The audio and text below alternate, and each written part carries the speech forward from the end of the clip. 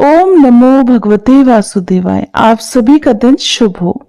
उम्मीद है आपने इससे पहले की कथा सुनी होगी। इससे पहले की कथा सुनने के लिए, वीडियो को लाइक करने के लिए और कमेंट्स करने के लिए आप सभी का बहुत बहुत धन्यवाद। आज सुनिए पुरुषोत्तम मास महात्म्य का 25वां अध्याय। राजा दृढ़धनवा ने पूछा, हे ब्राह्मण, हे मुने, अब आप पुरुषोत्तम मास के व्रत करने वाले मनुष्यों के लिए कृपा कर उद्यापन की जो विधि है उसे भी विस्तार पूर्वक कहिए। वाल्मीकि मुनि कहने लगे, पुरुषोत्तम मास व्रत के संपूर्ण फल की प्राप्ति के लिए श्री पुरुषोत्तम मास के उद्यापन की विधि को मैं थोड़े में और बहुत अच्छी तरह से कहूंगा, ध्यान पूर्वक सुनो। पुरुषोत्तम मास के कृष्ण पक्ष की चतुर्दशी, नवमी अथवा अष्टमी को उद्यापन करना कहा है।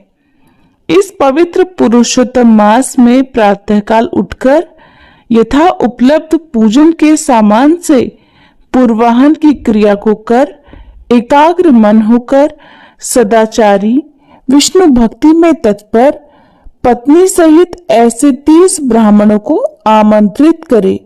हे राजन, या फिर यथाशक्ति अपने धन के अनुसार 7 या फिर 5 ब्राह्मणों को निमंत्रित करे।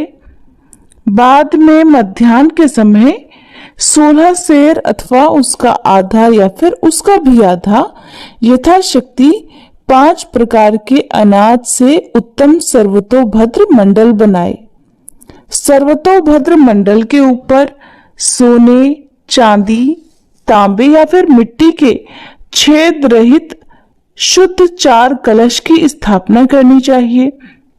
4 व्यूह बनाने के लिए चारों दिशाओं में बेल से युक्त उत्तम वस्त्र से सुशोभित पान से युक्त उन कलशों को स्थापित करना चाहिए। उन चारों कलशों पर क्रम से वासुदेव, हलधर, प्रद्युम्न और अनिरुद्ध देव की स्थापना करनी चाहिए।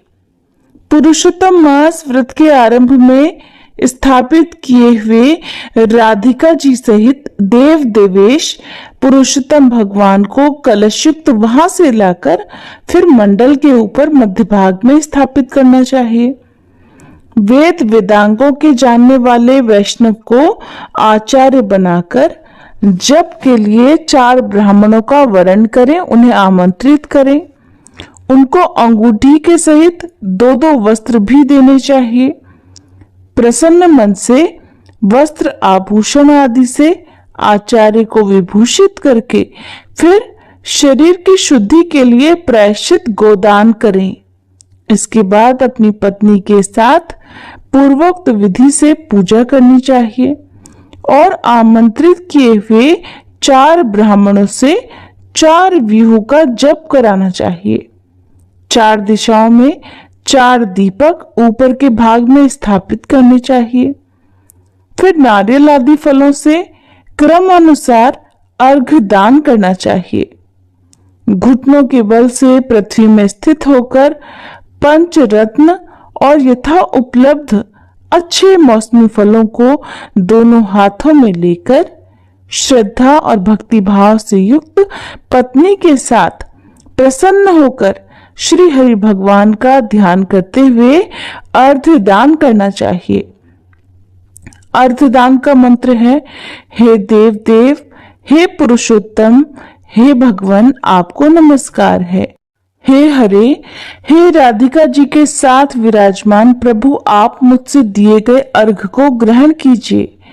नवीन मेघ के समान श्याम वर्ण, 2 भुजाधारी, मुरली हाथ में धारण किए पीतांबरधारी देव राधिका जी के सहित श्री पुरुषोत्तम भगवान को नमस्कार है।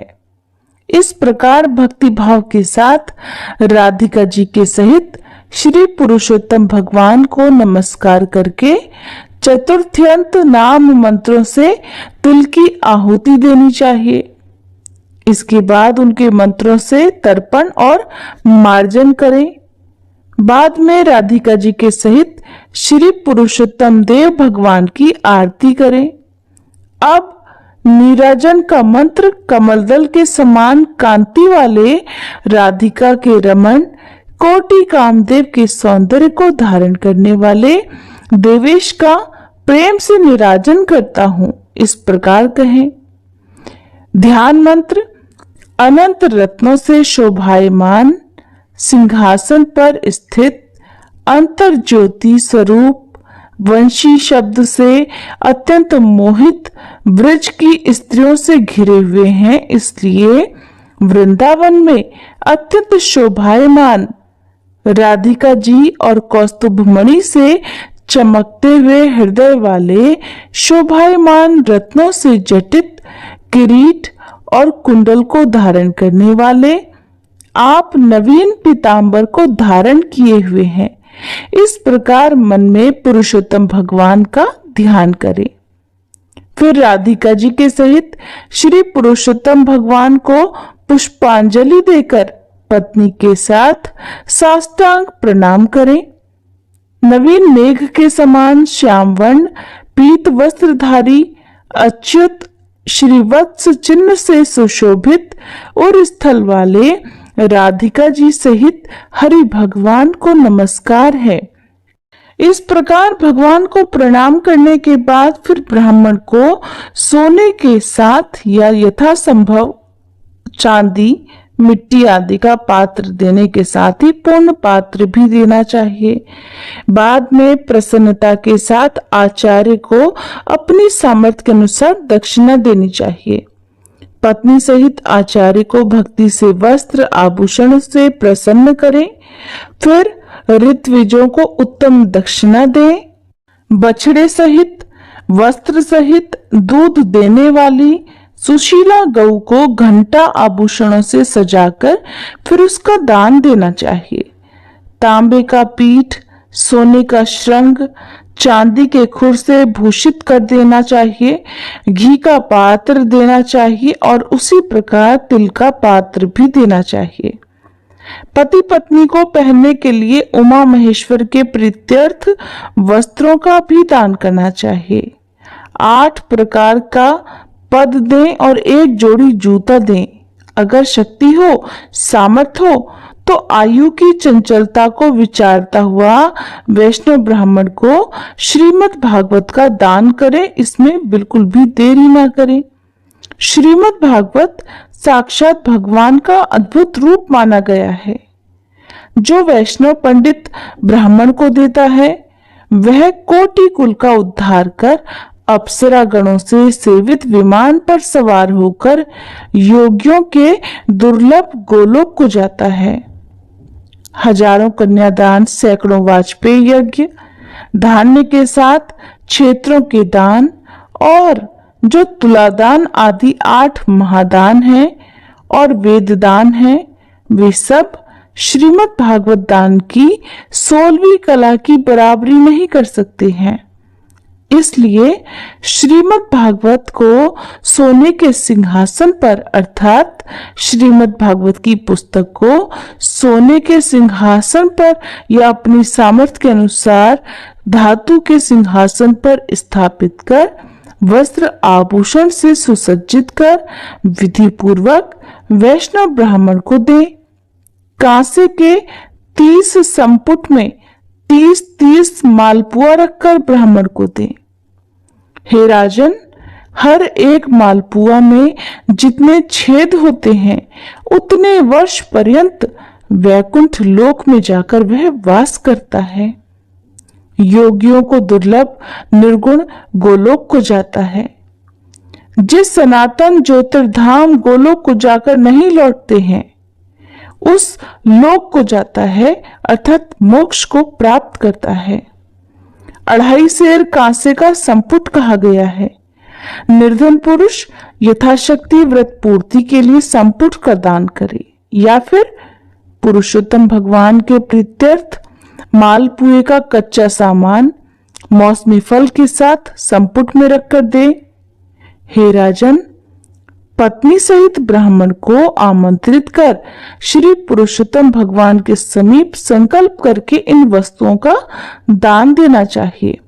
अब प्रार्थना करें कि हे श्री कृष्ण, हे जगदाधार, हे जगद आनंददायक अर्थात हे जगत को आनंद देने वाले, मेरी समस्त इस लोक तथा परलोक की कामनाओं को शीघ्र पूर्ण कीजिए।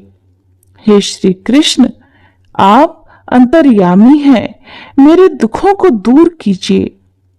इस प्रकार गोविंद भगवान की प्रार्थना कर प्रसन्नता पूर्वक श्री पुरुषोत्तम भगवान का स्मरण करता हुआ पत्नी सहित सदाचारी ब्राह्मणों को भोजन कराएं।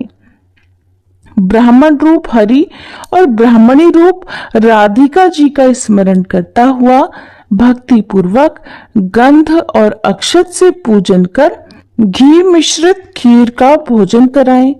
व्रत करने वाला विधि पूर्वक भोजन सामान देने का संकल्प करे। अंगूर, केला, अनेक प्रकार के मौसमी फल, आम का फल, घी के पके हुए सुंदर उड़द के बने हुए बड़े, चीनी घी के बने हुए घेवर, फेनी, खांड के बने हुए मंडक, खरबूजा, ककड़ी का शाक, अदरक, नींबू, आम और अनेक प्रकार के अलग अलग शाक और फलों का दान करें।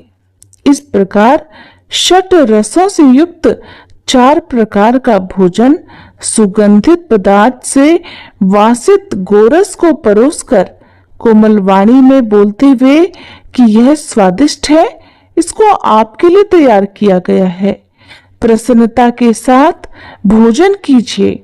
हे ब्राह्मण, हे प्रभु, जो इस पकाए हुए पदार्थों में अच्छा मालूम हो उसे आप मांगिए।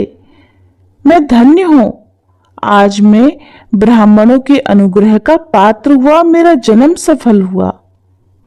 इस प्रकार कहकर आनंद पूर्वक ब्राह्मणों को भोजन कराकर फिर पान और दक्षिणा दें।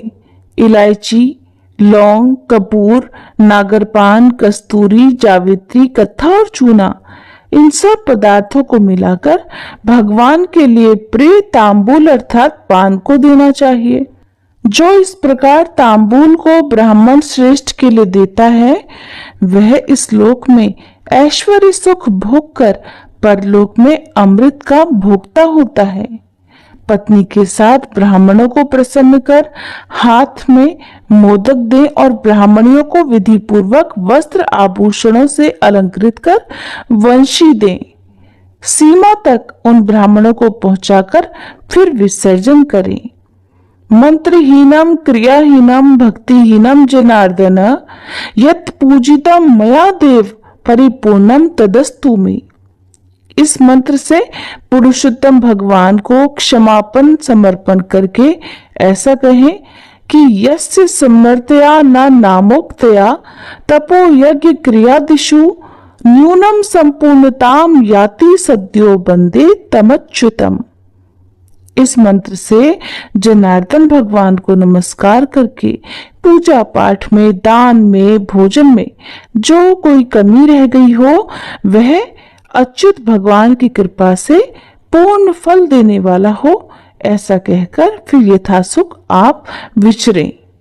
अन्न का यथाभाग विभाग कर भूतों को देकर मिथ्या भाषण से रहित होकर अर्थात झूठ ना बोले, अन्न की निंदा ना करते हुए कुटुंबजनों के साथ आपको भोजन करना चाहिए। अमावस्या के दिन रात में जागरण करें। सोने की प्रतिमा में अथवा मिट्टी या चांदी की प्रतिमा में राधिका जी के सहित श्री पुरुषोत्तम भगवान का पूजन करें। पूजा के अंत में पत्नी सहित व्रती को प्रसन्नचित होकर नमस्कार करके राधिका जी के साथ श्री पुरुषोत्तम भगवान का विसर्जन करना चाहिए। फिर आचार्य को मूर्ति के सहित चढ़ा हुआ सामान भी देना चाहिए। अपनी इच्छा अनुसार यथा योग्य अन्न का दान देना चाहिए। जिस किसी उपाय से इस व्रत को करें और उत्तम भक्ति से द्रव्य के अनुसार दान दें। स्त्री अथवा पुरुष जो कोई भी इस व्रत को करता है, इस व्रत को करने से जन्म जन्मांतर में दुख, दारिद्र और दुर्भाग्य को नहीं भोगना पड़ता। जो लोग इस व्रत को करते हैं वे इस लोक में अनेक प्रकार के मनोरथों को प्राप्त करके सुंदर विमान पर चढ़कर श्रेष्ठ वैकुंठ लोक को जाते हैं। श्री नारायण बोले, इस प्रकार जो पुरुष श्री कृष्ण भगवान का प्रिय पुरुषोत्तम मास व्रत विधि पूर्वक और आदर के साथ करता है, वह इस लोक के सभी सुखों को भोगकर और पाप राशि से मुक्त होकर अपने पूर्व पुरुषों के साथ अर्थात अपने पूर्वजों के साथ गोलोक को जाता है। अगर आप सभी ने भी पुरुषोत्तम मास का व्रत किया है या नियमों का पालन किया है, तो यदि आपने इन तिथियों में उद्यापन ना किया हो तो आप अमावस्या के दिन भी, यानी कि जो अधिक मास का अंतिम दिन है, उस दिन भी आप उद्यापन कर सकते हैं। उद्यापन आप चाहे तो कथा में बताई गई विधि के अनुसार कर सकते हैं या फिर अपनी सामर्थ्य के अनुसार किसी निर्धन को भोजन कराकर या अपनी सामर्थ्य के अनुसार दान दक्षिणा देकर भी कर सकते हैं। और अगर हो सके तो, क्योंकि अमावस्या का दिन अधिक मास का भी अंतिम दिन है, ऐसे में आप एक पेड़ अपने पूर्वजों के नाम से जरूर लगाएं। पेड़ छायादार हो या फलदार हो या फिर हमारे धर्म में बताया गया कोई भी पवित्र पौधा हो, जैसे कि आम, पीपल, बरगद या फिर शमी का पौधा भी, तुलसी जी का पौधा भी आप लगा सकते हैं। आंवले का पौधा, केले का पौधा भी आप लगा सकते हैं। और जब तक वो पौधा बड़ा ना हो जाए उसकी अच्छे से देखभाल जरूर करें। और ज्यादा से ज्यादा लोगों को भी पेड़ लगाने के लिए आप जरूर प्रोत्साहित कीजिएगा। तो ये थी आज की कथा। उम्मीद है ये वीडियो